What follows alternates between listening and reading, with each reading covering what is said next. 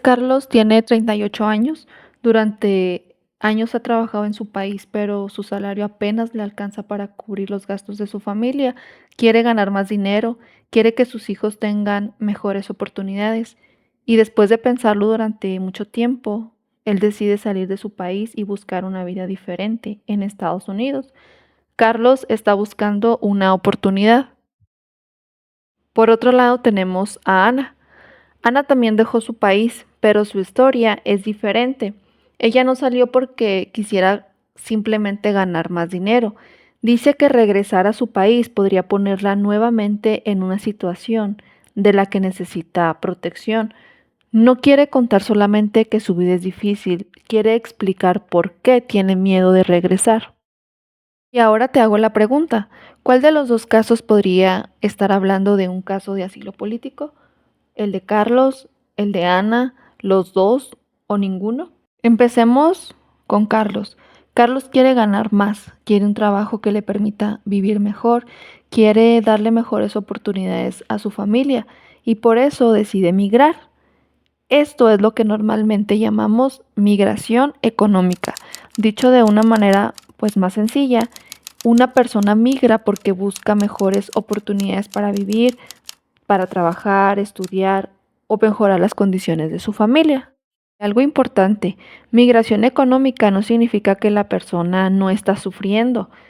Puede estar endeudada, puede no encontrar trabajo, puede ganar muy poco, también puede tener una vida extremadamente difícil, pero la razón por la que está buscando llegar a otro país es principalmente para buscar una oportunidad o mejorar sus condiciones de vida. Ahora volvamos con Ana. Ella también quiere una vida mejor económicamente, pero esa no es la razón principal por la que está pidiendo protección. Ella está diciendo algo diferente. Tengo miedo de regresar a mi país y aquí se aparece el concepto de asilo en el caso de Ana, ya que el asilo es una forma de protección para una persona que está en Estados Unidos y que demuestra que ha sufrido persecución o tiene un temor fundado de sufrirla por determinadas razones protegidas por la ley. Y aquí viene una aclaración que quiero hacer porque mucha gente confunde esto. El nombre de asilo político no significa solamente persecución política. La ley estadounidense contempla 5 motivos protegidos en los que se encuentra la raza, religión, nacionalidad, opinión política y pertenencia a un determinado grupo social. Por eso decir simplemente me da miedo regresar no explica por sí solo si una persona tiene un caso de asilo o si lo va a ganar. La pregunta es mucho más específica. ¿Por qué tiene miedo? ¿Quién le causó el daño?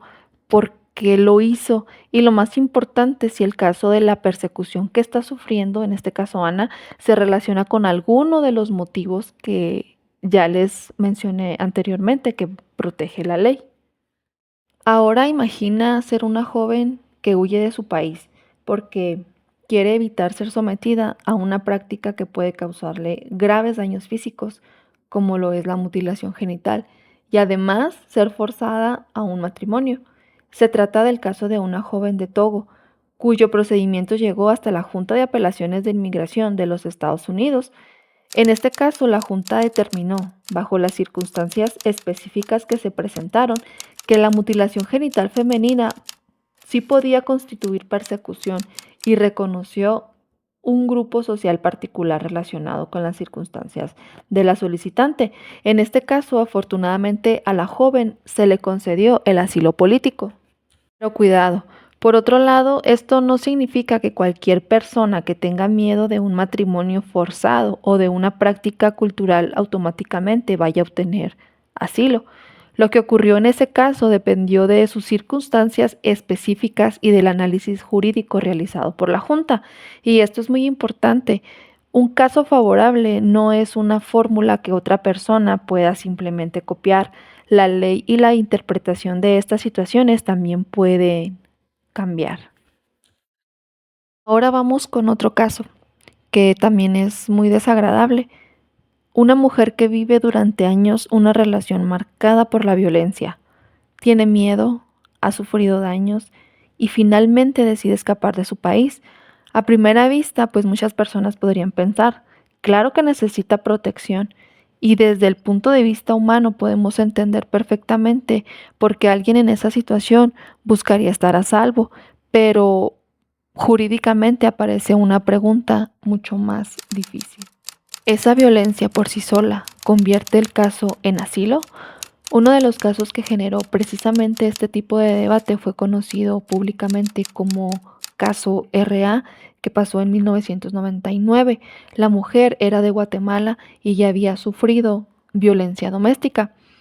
Su caso generó un importante debate sobre si determinadas mujeres víctimas de violencia doméstica podían ser consideradas como miembros de un determinado grupo social para efectos de asilo, pero la Junta de Apelaciones de Inmigración denegó su solicitud de asilo, ya que la Junta concluyó que no había demostrado adecuadamente que la violencia que había sufrido fuera motivo de pertenencia al grupo social o por una opinión política, entre otros problemas jurídicos.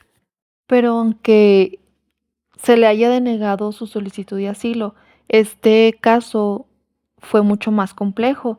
Afortunadamente, las normas y procedentes sobre la violencia doméstica y grupos sociales evolucionaron posteriormente. Pero espera, te presento otro caso complicado. Imagina que tienes un negocio pequeño, un día empiezas recibiendo mensajes, te están pidiendo dinero, pagas. Piensas que ahí termina todo, pero no.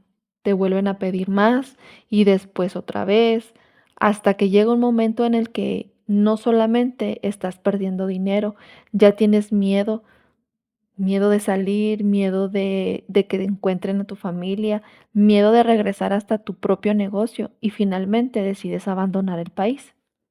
Esta persona tiene un caso de asilo. Probablemente al escuchar la historia muchas personas respondan, claro que sí, está siendo perseguida.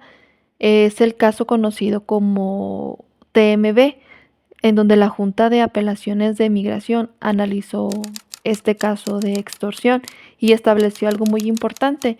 Para que el daño pueda considerarse persecución para efectos del asilo, no basta demostrar que el daño ocurrió, sino que éste estuvo motivado por uno de los protegidos por la ley, como lo son la raza, la religión, la nacionalidad, la opinión política y pertenencia a un determinado grupo social. Y pues desafortunadamente la Junta determinó que este caso de extorsión criminal pues no constituían persecución por opinión política. Y esta es probablemente la parte más difícil de entender. Una persona puede haber sufrido un delito, puede tener miedo, perdido su negocio, haber tenido que abandonar su país, pero no significa automáticamente que su situación sea un caso de asilo. 54.350 personas recibieron asilo en Estados Unidos en el año 2023.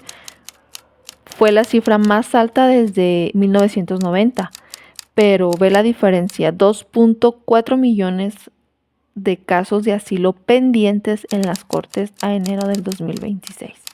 Es decir, el número de personas que han recibido protección es enorme, pero el número de personas que todavía están esperando una decisión es mucho mayor. De escuchar este video estás pensando, creo que mi situación se parece a alguno de estos casos. Mi consejo no es que busques en internet a alguien con una historia parecida y decidas por tu cuenta que tienes el mismo caso. Haz algo más útil.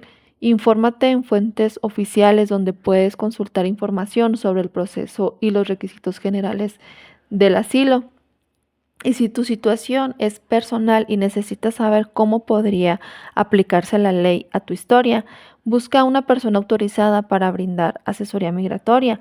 Puede ser un abogado de inmigración o un representante acreditado por el Departamento de Justicia que trabaje en una organización reconocida. Aquí en la descripción te dejo enlaces donde puedes consultar información y servicios legales.